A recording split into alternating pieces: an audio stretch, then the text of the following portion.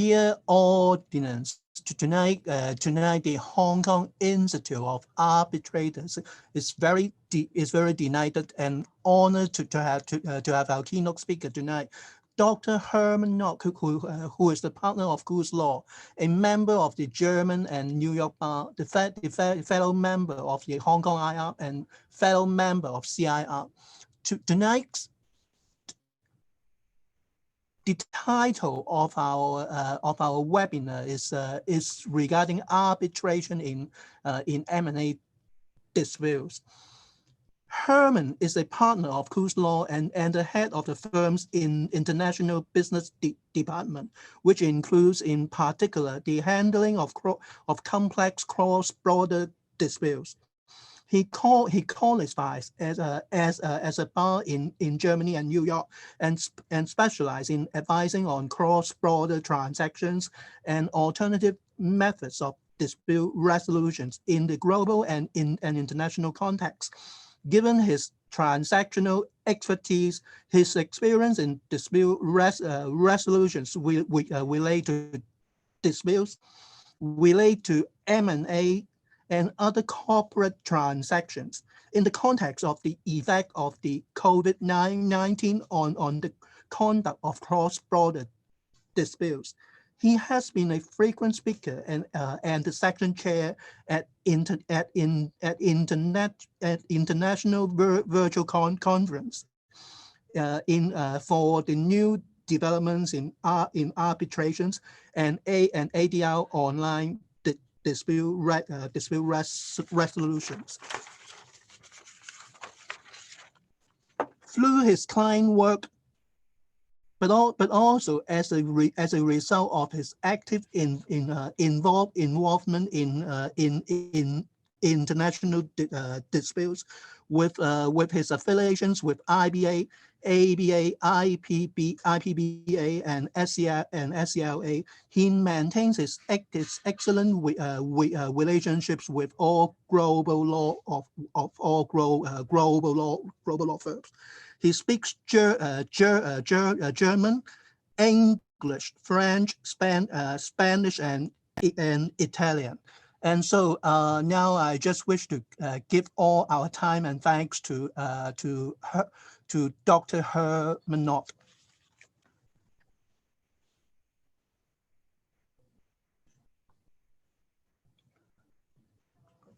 And a very good evening to everyone in Asia, a good day to those in Europe, and a very early good morning to anyone who may join from the US or the Americas. Today's topic is arbitration in M&A disputes. And with the next slide, I would just want to show the good friendship between Germany and Hong Kong. Yesterday on the Hong Kong Trade and Development Council website, there was this wonderful joint venture for personal protective equipment being distributed in Germany in a joint venture between a Hong Kong-based company and a German company. If we move on to today's agenda, I would also like to mention that I am an admirer of Hong Kong, one of the most vibrant cities I have known, and there's no city where the elevators run faster than in Hong Kong. If that is not a good sign, what else should it be? Let's look at today's timeline and the agenda. We look at, please go back. We look at the types of disputes in M&A which go to arbitration or to dispute resolution in general. We look at the current status of M&A arbitration, the general issues facing the parties. We have a look at our host city where unfortunately I cannot be present, which is Hong Kong. We look at the choice of the place of arbitration, of the institutions the parties may choose, the criteria which are relevant. We look at multi-tier disputes resolution clauses. Multi-tier resolution clauses meaning that you have several avenues of dispute resolutions tied in and addressed in one single clause. We look at consolidation and joinder and the impact of the most important recent influencer in M&A, the warranty and indemnity insurance, or as it is said in the Americas, the representation and warranty insurance. Please move to the next slide. So what are the advantages? Why should we choose arbitration instead of others? Methods of dispute resolution. Certainly, it is the confidentiality. Of course, we need to be careful. Some rules, some institutional rules provide for publication of awards after a certain period of time, and the parties can exclude that in their agreement. So in this respect, there is caution to be used. We have the expertise, the commercial expertise and experience of the arbitrators. In Germany, for instance, where even for domestic disputes, it is almost invariably that arbitration is chosen if the transaction has a certain size, just because of the experience. The courts are fast, but it's more the commercial experience which the parties are looking for. And what arbitration does, international arbitration does, is it bridges differences between civil and common law. If you are in a court, you are in a national system of the judiciary. If you have international arbitration, you have rules, practices developed which help bridge the differences between the civil and the common law, be it pleading, be it the availability of document requests, which under German procedural law, for instance, is only available in very narrow circumstances, and the use of witnesses and expert testimony. In the US, for instance, a lot of those cases, we can say that expertise and is available in the Delaware courts. The Delaware courts of Chancery and the Supreme Court, very experienced in M&A litigation. But for international parties, of course, this is different. Let's look in the next slide at the types of disputes and the timeline of a typical M&A transaction we are facing. Of course, we start with a non-disclosure agreement. We then get, as the purchaser, the information memorandum with the first information, which may then result after the preliminary talks in the letter of intent, followed by the due diligence and the delivery of the due diligence reports, and then the contract negotiations with the signing. From a perspective of the disputes which can arise, the signing is a very crucial moment, because from there on you have the contractual claims, whereas before it is more it's more the confidentiality, the exclusivity, which may give rise to claims. It may be the breakup of negotiations, the unwarranted breakup of negotiations. It may be disputes around what in the Americas is very important, the duty to negotiate in good faith. What does it mean? Does it mean that you have to what extent the conclusion of the contract has to be furthered, has to be advanced?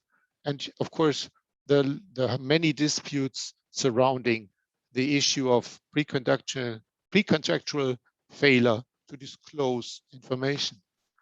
After the signing, we have the period between the signing and the closing, when conditions precedent need to be fulfilled. There may be issues around this aspect. Have the closing conditions been fulfilled? Have the parties made enough efforts to make the deal close? And we have, from the COVID-19 pandemic, the discussion around material adverse change events surrounding the pandemic, for instance, which may interfere in the period between signing and closing. And after the closing, we have disputes around from the contract again, violation of representation and warranties, again, fraudulent concealment of information, which was necessary for the purchaser to make its purchasing decisions. And very importantly for M&A transactions, all issues around the price, the closing accounts, and the working capital, for instance. So we have a panoply of disputes which arise in different phases of the transaction. I think that's the major takeaway for the next slide, which emphasizes the need for arbitration in M&A disputes, and the statistics show that it is unparalleled in international M&A disputes. However, we see some issues which we all need to face in our daily work in dispute resolution, which is particularly cost and time, which have increased significantly over the last years.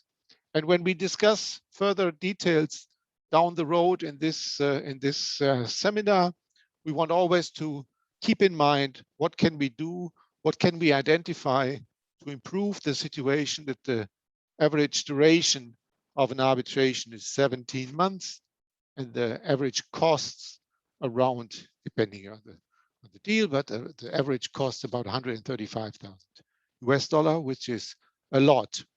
And there's an interesting report prepared by the ICC, although in 2018, it's still very valid if you look through it, about techniques to better control.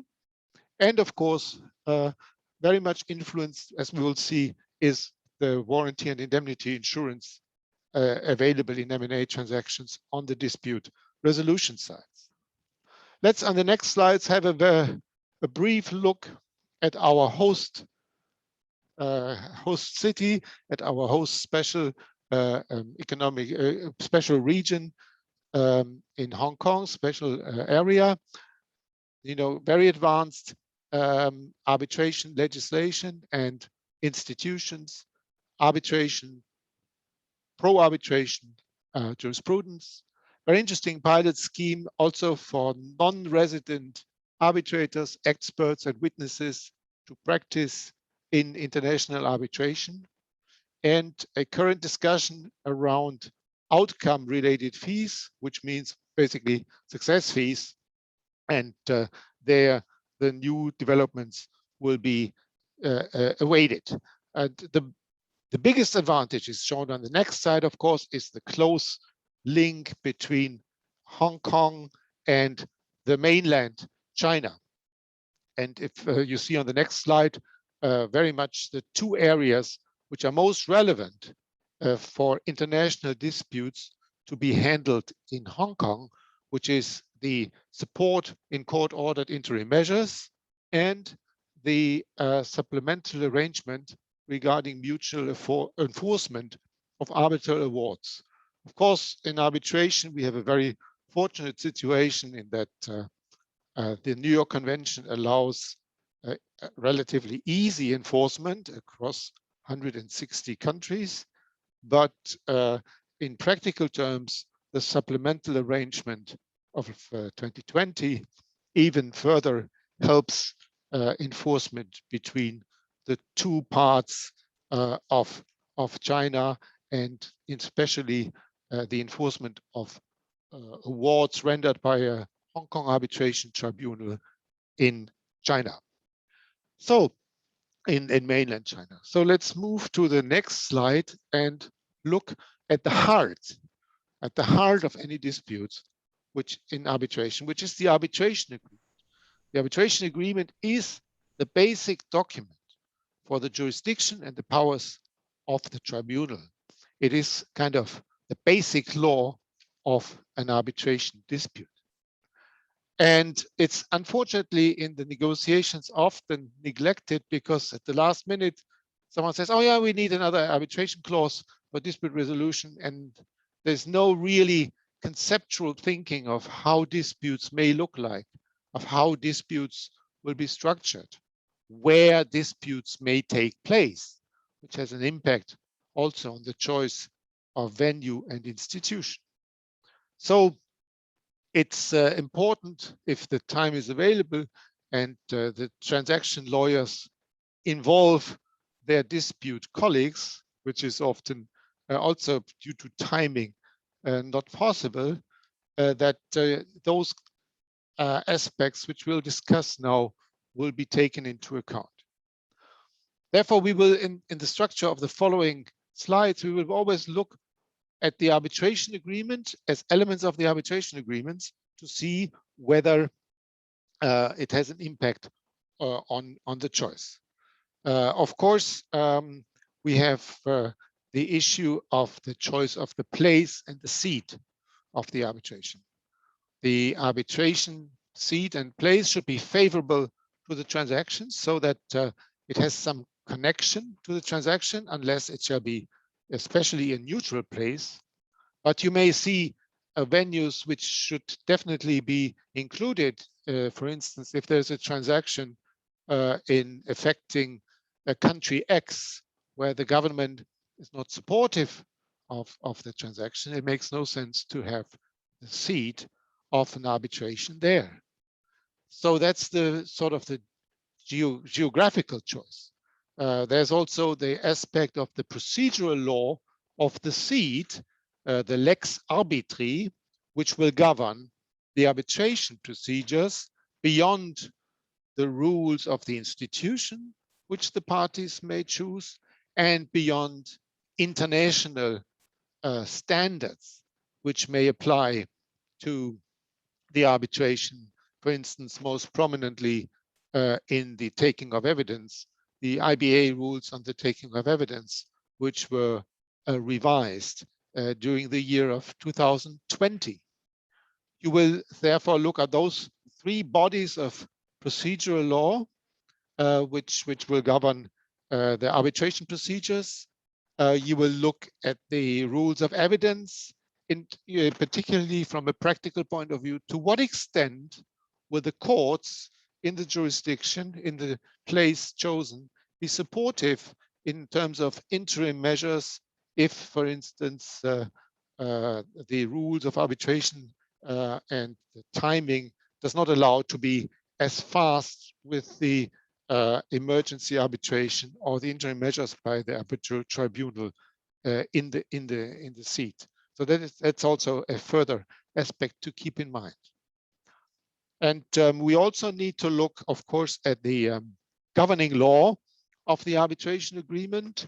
There has been a very famous decision in the English Supreme Court, Anker versus Chubb, where the separability between the governing law of the main contract, the SPA, the asbestos purchase agreement, and the arbitration agreement has been kind of overcome in a more commercial approach, looking if the parties have not made a choice of law for the arbitration agreement, the law to which the procedure and the contract is most closely connected. So the best choice is for the parties to make a choice of law in the arbitration agreement, again, even if it is part of the major contract. Let's look then at the arbitration institution in the next slide, which the parties may choose. Of course, it should have a link to the seat selected, but some institutions have international seats in many cities, so you can even choose the rules of this institution either in one of the major arbitration centers or another. Some are more linked to the cities in which the institution is seated. And if you look at the arbitral institution, of course, you have a look at their rules in general, and we'll look at many aspects of them for M&A transactions. And M&A transactions in particularly should also be mindful of emergency arbitration, which means that interim measures are sought before the arbitral tribunal is being constituted. For instance, if competitors are involved in the transactions, there may be very, very important issues around confidentiality, around covenants not to compete, which may already be an binding element of the letter of intent entered in between the parties. So the availability under the institutional rule of emergency arbitration in an M&A transaction is very important.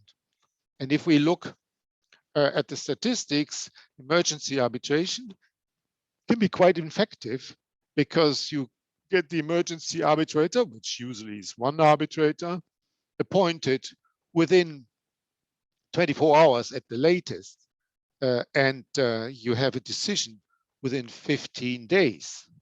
Now, the next question is whether this, to what extent this decision is an award in the sense of the New York Convention to be enforced. But if you go to the courts and get a court order, it's the same problem of enforcement in another country.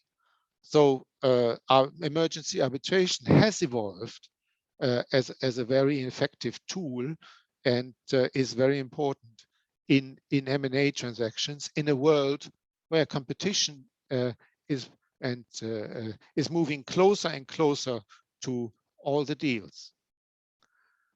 Fast track and expedited arbitrations are also important elements of the rules of the institution which the parties may want to choose.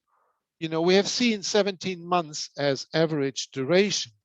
Now, the fast track brings it down by 1/2 to about 9.3 months, and the costs even more than down more than 50%. But of course, as anything in life, an advantage is at an expense. And the expense is, of course, the level of finding the truth in all its various directions where arbitration is usually so strong and one reason to choose.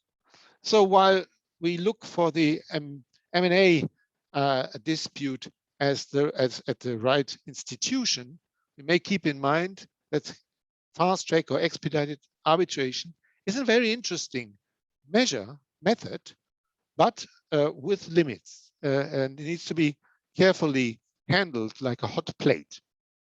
And if you look at M&A disputes, you may then think to bifurcate the arbitration clause into two areas of disputes, those which the parties already in advance assign or allocate to fast track arbitration and those which they do not. The other way is to just wait and see and agree when the dispute arises whether it should be handled by fast track or ordinary arbitration. If you look at the panoply of disputes which we had at the beginning of this discussion, I would say from a practical point of view that there are disputes in which both parties have an interest that they are resolved quickly. For instance, whether a transaction was interrupted by a MAC event or not is an issue. You know, if it takes too much time, it has a very bad impact on the target and on the transaction as a whole. So mostly you can say that the pre-signing or the pre-closing disputes are a good area of disputes where we can consider to submit them to fast track arbitration. So the opposite element of emergency arbitration, on the next slide you will see that, is our interim measures once the tribunal has been established. And again, as in the area of emergency arbitration, you want to choose an institution, especially in M&A transactions, where issues of exclusivity, confidentiality are involved, or the calling of bank guarantees, or the prevention of having the purchaser, for instance, call a guarantee, the availability of interim measures and the effective availability, and also the support, the infrastructure of court support once the interim measure has been ordered by the arbitral tribunal is an important context. So we are still in the arbitration agreement, but once you choose this, there's so many aspects in an M&A, in a potential, I should say, M&A dispute, that we should still look at all those aspects before we decide how we structure the dispute resolution clause. There's an interesting development which is called ARB-MET, which means that to what extent does the arbitral institution allow to switch between arbitration and mediation? Well, it's even called ARB-MET because there's the possibility to start with a mediation, see that the mediation doesn't advance, move to arbitration. Once the arbitration proceeds, you may come back to mediation.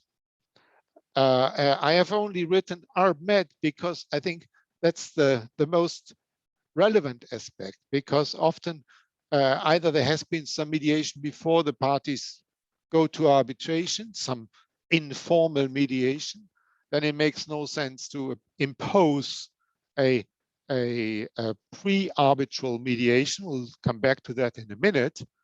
Or there have been some discussions between the principals.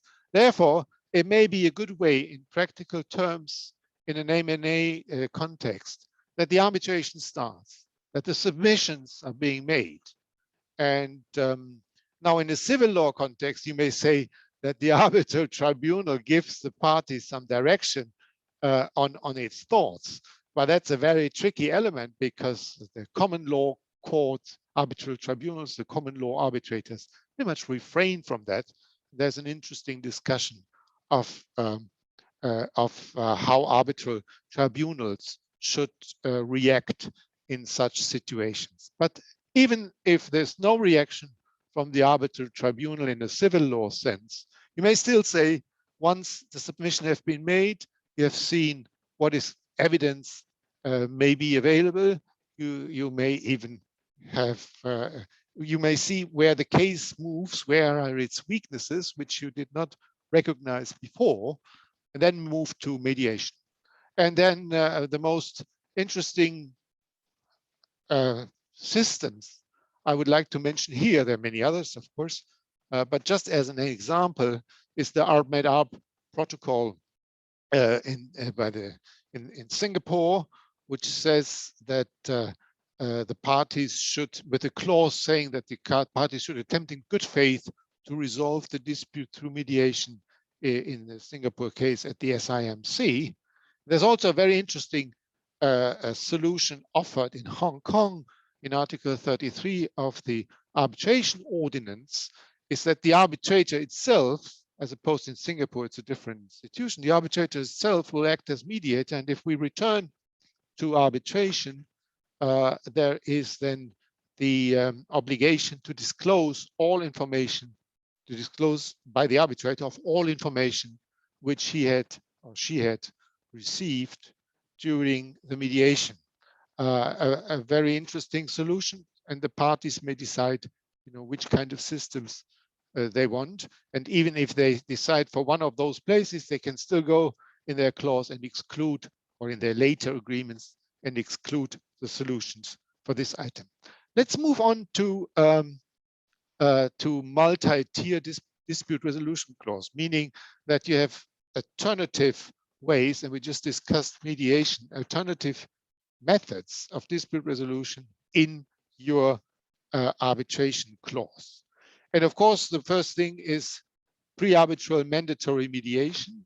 We have seen this. A preference, from my experience, is rather to have to first start the arbitration and not formalize a pre-arbitration mediation, because that may be then a further cause for dispute whether this pre-arbitration requirement has been fulfilled. And there's a decision of the Swiss Federal Supreme Court, which then denied jurisdiction if this pre-arbitration conciliation in the case, which was decided as you find it in the slides, has not been fulfilled. So on this side, I would be careful with this pre-arbitral mediation. Another area, of course, which is extremely relevant in M&A, and we'll see this on the next slide, is the parallel or separate element between arbitration and expert determination, which is expert determination is, of course, a very common way of dispute resolutions for all issues of fact, in particular relating to price adjustment, issues relating to the closing accounts and working capital. Now, you often see that you sort of have a two-way road, arbitration for legal issues and expert determination for these kind of factual issues. And that may be either on an ad hoc basis, or there are also institutional processes for expert determination. I would be looking at this very carefully, because if the expert determination becomes later subject of a dispute, then it goes to arbitration, and then we lose time, because we first had the separate expert determination, and then about the expert determination we'll have an arbitration. And the issues which may come up, you will find on the next slide, where you see, let's one slide further, please, where you see, it may be the qualification of the expert, which may be contested. It may be errors in the way the expert works. It may be the issue, did he decide within the scope of his engagement? Did he, for instance, or she, decide about legal issues instead of factual issues? And there may be procedural issues, the way, for instance, the expert took evidence and so forth. So if we move back one slide, we see that if we have cases where first the expert determination runs, and then the expert's decision is subject to arbitration, we lose a lot of time. And a very good case is the second one here by the Swiss Supreme Court again, where the issue was whether the purchaser had objected, the seller had objected properly to the purchaser's purchase price calculation before then the expert determination started. And the fact was that the expert made all his work, while the issue of whether the seller had contested the purchaser's calculation remained open, and eventually was even scrapped by the Swiss Supreme Court. So this is a very good example of how starting expert procedures with objections being under the carpet, being still unresolved, can really damage the whole process. If we move back to the next slide, I think I would suggest the conclusion that before the expert procedure is started, the parties agree and confirm that there's no objections from the previous procedure in their dispute handling. Of course, there can be objections resulting from the work of the expert later on. So a very, very slippy territory, often, which needs to be fully reflected. If we move on to the next slide, which deals with the last major topic I want to address today. I mean, there are so many topics. We need to could talk about, experts' roles in M&A disputes. We need to talk about the taking of evidence.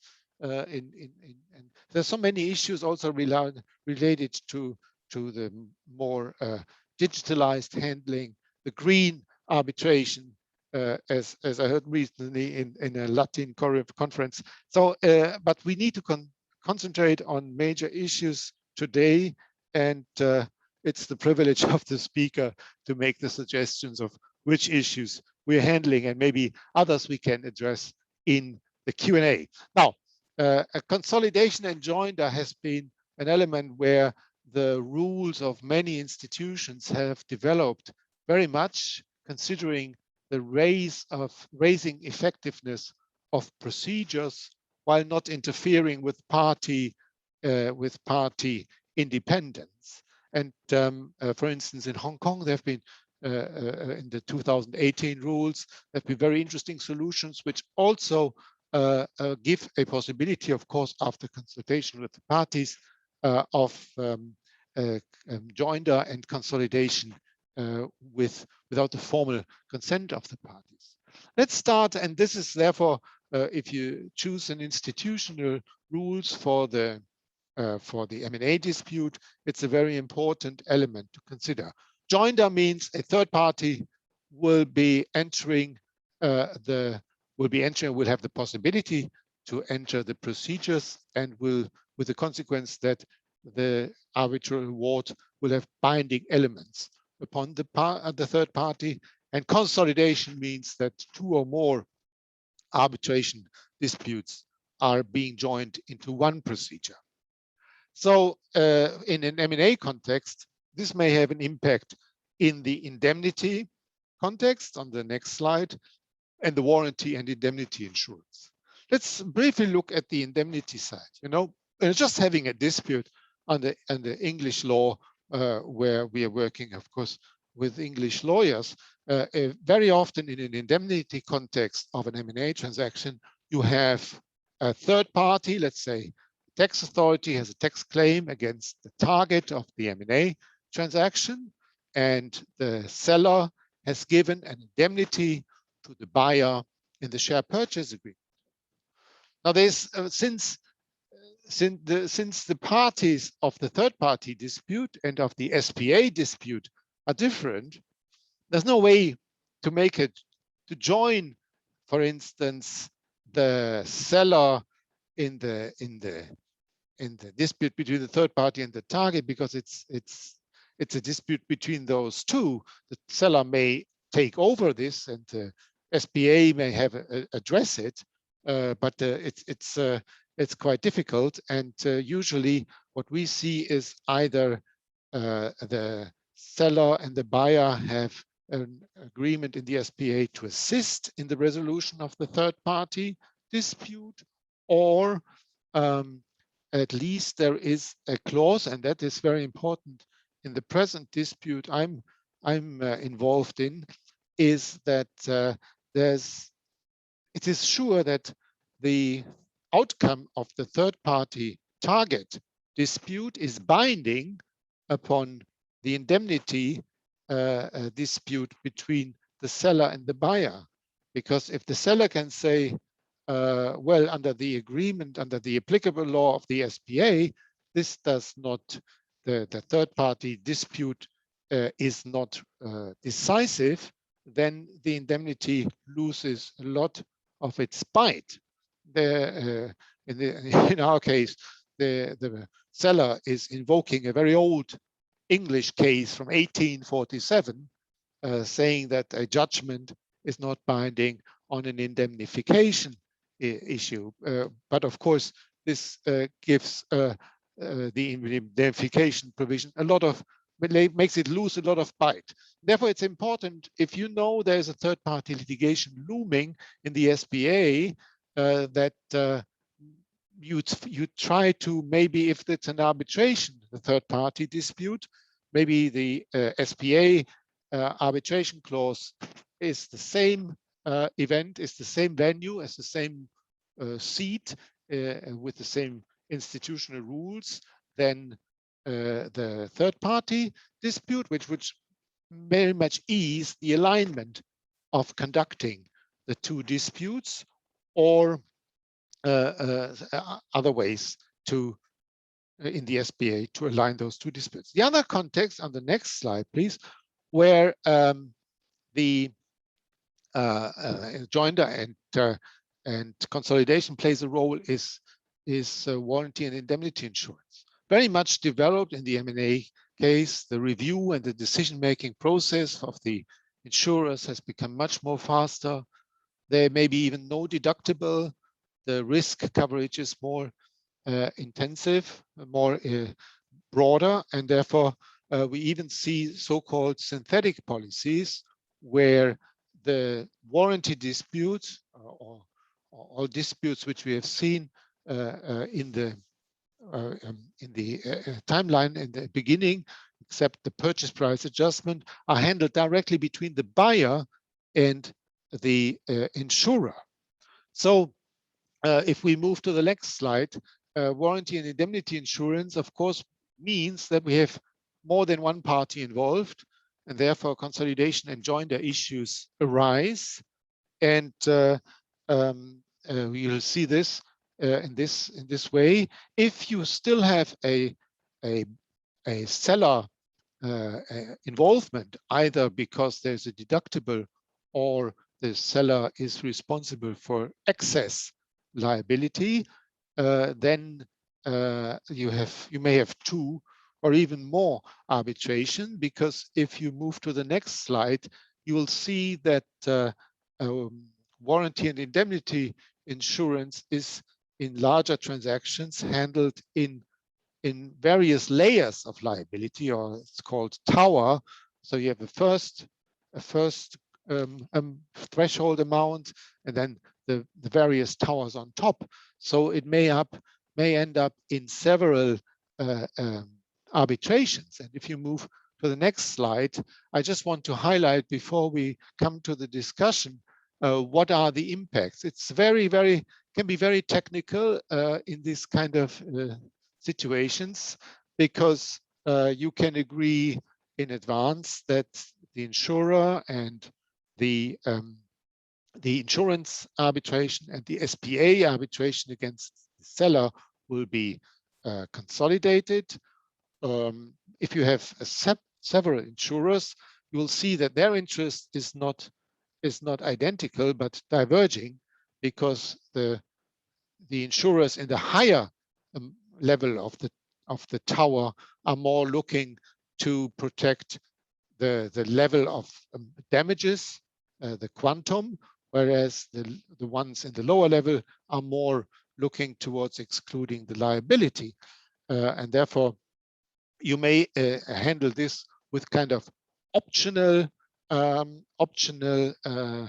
consolidation at the choice of the insurers. That's one issue. And insurers may also not be amenable to arbitration at all.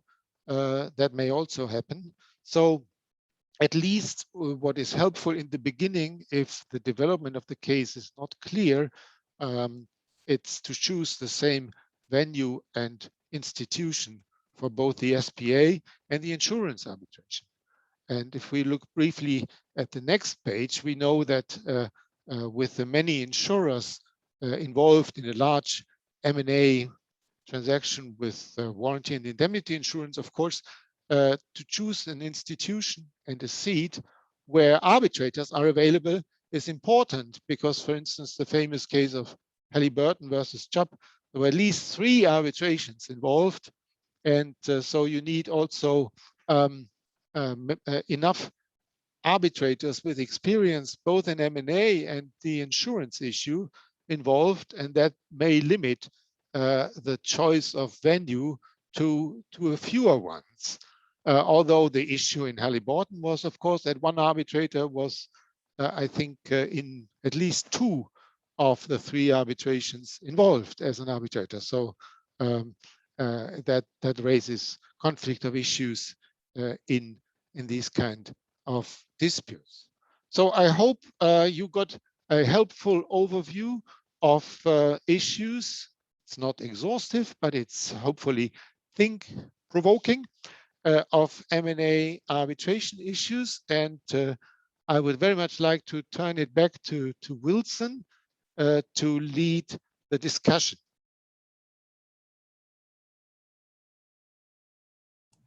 So thank you so much for Hermann's very broad and very comprehensive and also in-depth analysis of on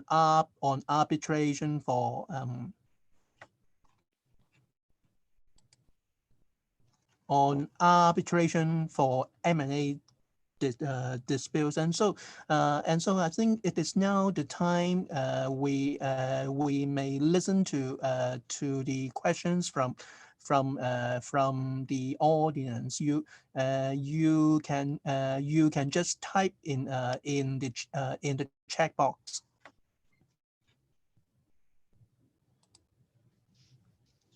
Do you see? Right now there is no well, we will have sufficient time for all of you as our audience to raise your views on your and your questions to Dr. Hermann. And so right now, can I just start a question? I wish to seek for Hermann's expert views. You have such a broad experience in M&A, in arbitration in Europe, in New York, and also in Asia, including China. So can you share? Can you share your views? What are the major difference you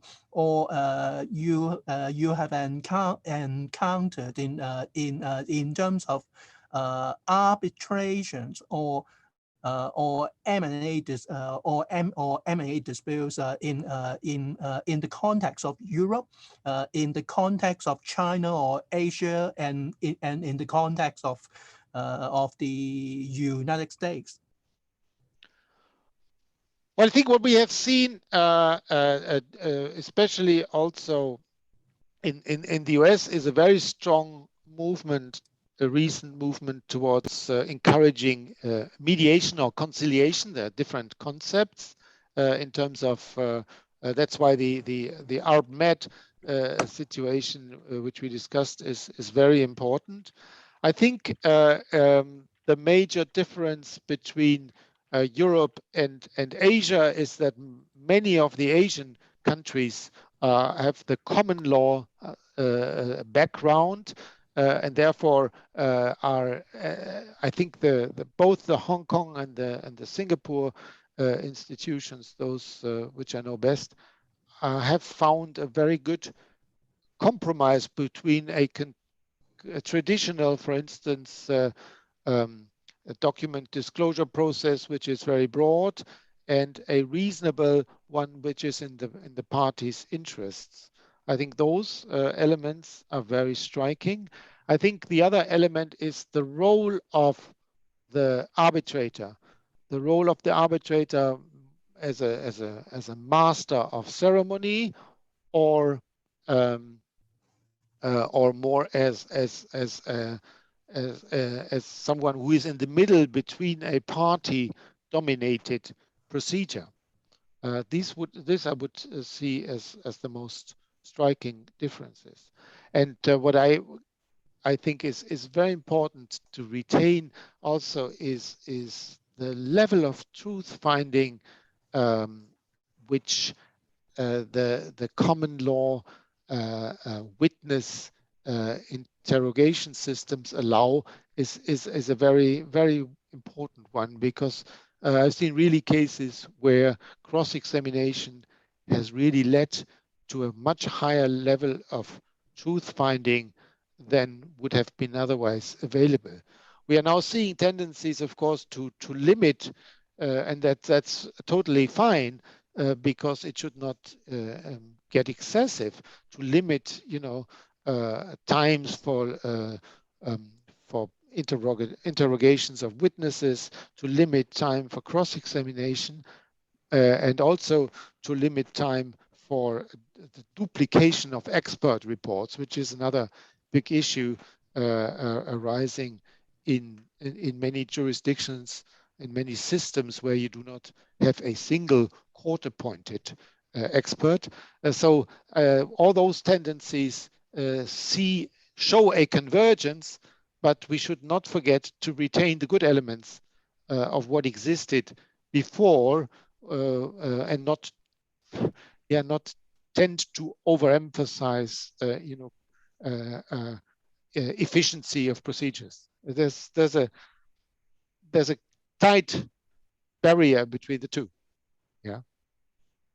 Thank you for your sharing. We have another question from Edward Chow.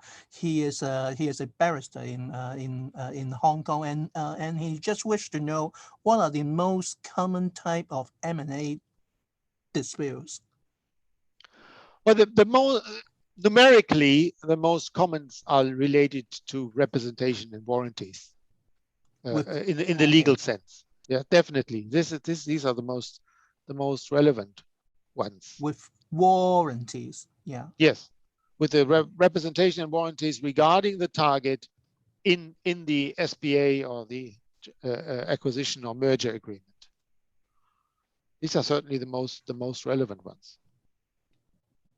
And that also then shows that we have M&A, conducting M&A arbitration is also very much dominated by document handling in the first phase, because you always have a contract as the basis of the dispute. Of course, there are the disputes about concealing information and so forth, but it's mostly related to a contract, and to a complex contract, and to a contract which has been exchanged in numerous versions, and the versions have an impact on the interpretation. So the starting point typically in an M&A context is a contract or the letter of intent. And even the letter of intent, as you'll find in the slides, should already have an arbitration clause, because we have seen the panoply of disputes which can arise in the early stage of an M&A transaction, and which is also better positioned in arbitration. Okay. So we have another question from the audience. He just wished to know whether they can have a copy of the slides after this webinar. Of course, it will be posted. I think Margaret was saying this in our previous discussions. It will be posted by the institute. Oh, thanks so much. And so we will continue with our Q&A. If there are a few questions, there are two inferences, you can make. The first one is it was exhaustive, no question. Mm-hmm. And the second one is, you may not have reached the audience completely with your topic, because no question comes up. So what I think is striking is, we have the warranty and indemnity insurance as a simplifier, as an instrument which really makes transactions possible, which otherwise would not happen, especially in our context with medium-sized enterprises in Germany, where we have a lot of transactions which have to do with business succession, or in the private equity context where actually it was developed, and therefore it's a very important instrument, but it involves very quickly issues of third-party involvement and issues of joinder and consolidation.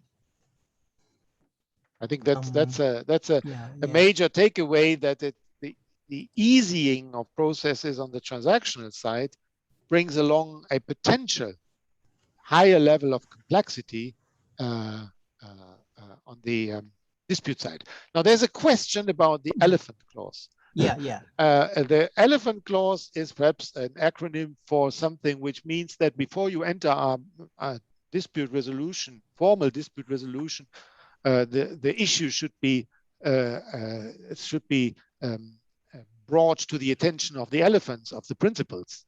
And in this regard, you see often clauses where before arbitration may be commenced, the level should be, the dispute should be discussed within 30 days by Mr. X and Mr. Y, by the CEOs of the two parties.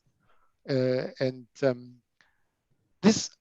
the position is, and please contest it, the position is This will happen in any case.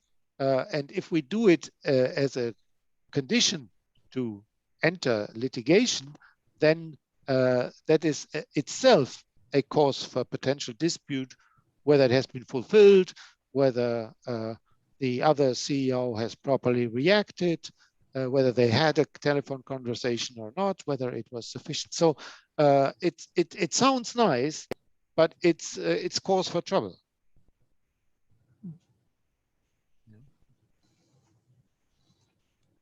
So, are there any further questions from the audience?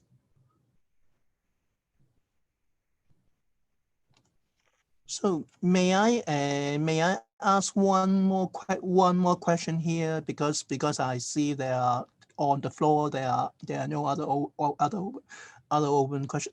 I see one more question here. What is the R&W? Representation and warranties, It is representation and warranties in the contract, the kind of the guarantees regarding the target enterprise.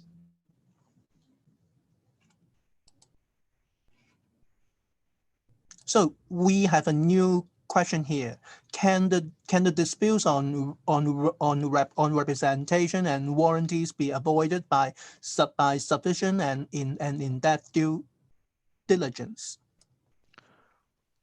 Of course, the more due diligence the purchaser makes, the more knowledge it has about the enterprise. And while there was a tendency to save costs by doing less due diligence, at the latest, the representation and warranty insurers want thorough due diligence because they have a better understanding of the business, and representation and warranty insurance typically relates to the unknown. And the more you look into the company, the more you know, and the less the scope of unknown is. Therefore, yes, if you do more due diligence, the likelihood of disputes is lower. That's true. I think that's generally true. So we have another interesting question here. What are the usual difficult challenges you may have encountered with PRC arbitration? Well, we have mostly had arbitration outside PRC with PRC enforcement. Of course, the major institution in PRC is CTAC, and its rules are very much aligned with international standards. So for the enforcement issue, Hong Kong is a very good place to, especially as a center from east and west to have the arbitration, sure. And then move into the mainland. Yeah. Well, in fact, I think the following questions are just similar. He just wish you to share or to elaborate more regarding the nature involving M&A.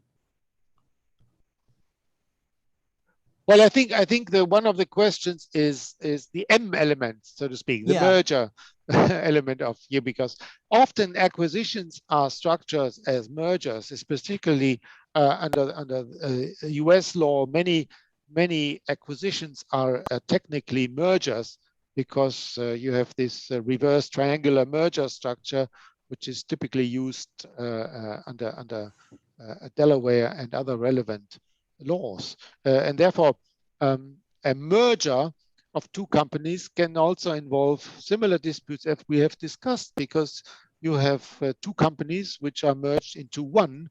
And for instance, then the situation of one of the merged, you have not a buyer and a seller, but you have two companies who merge, so they are cross party warranties. One relies on certain aspects of the other merged entity, and therefore it's sort of warranties from both sides of the merging parties. Yeah? And therefore, you have very similar issues in a merger context.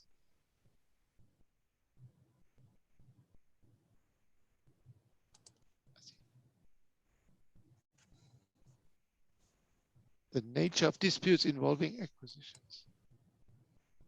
I think we have covered that. Yeah, yeah. Yeah.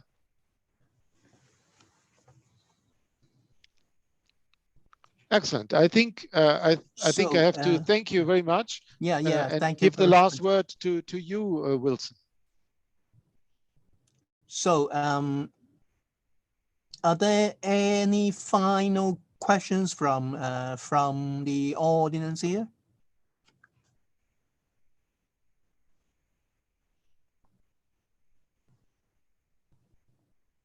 If there are no further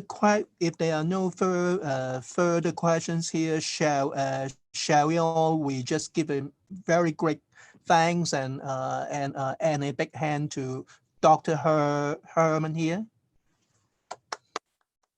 Thank you very much. Yeah, yeah, it was yeah, a great pleasure. Yeah, to be, It's so nice to have you to deliver such an fantastic and interesting and a wonderful talk. Yeah. I hope we'll all have the chance to meet in Hong Kong at the Hong Kong Arbitration Week. From outside, it may be difficult by the end of October to travel to Hong Kong. Would you come in October yes. this year to join us? If possible, if possible under the COVID conditions, yes. Yeah, yeah, yeah. I'm very much looking forward to it. So we just wish to thank you again. So would you mind to share your email address to us? Yeah. Of course. Where should I put it? Yes. I think in any case, Margaret has it. Yeah. Thanks. Excellent. Thank you so much. Thanks. And we'll be in touch over email or WeChat or whatever. Yeah. Just wish to keep in touch. Yeah. And also to see you in the arbitration week. Very much so. Yeah. Thank you. Take care. Have a good evening.